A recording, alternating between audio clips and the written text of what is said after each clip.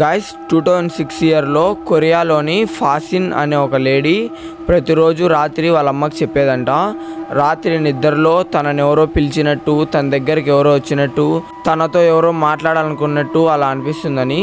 కానీ తను ఎంత చెప్పినా వాళ్ళ అమ్మ ఏం పట్టించుకోదు, మామూలేలే అని చెప్తూ ఉంటుంది. కానీ ఒకరోజు రాత్రి ఆ పాప ఏడుస్తూ వెళ్ళి వాళ్ళ అమ్మకి చెప్తుంది, నన్ను ఎవరో పిలుస్తున్నారు, నాకేదో శబ్దాలు వినిపిస్తున్నాయని.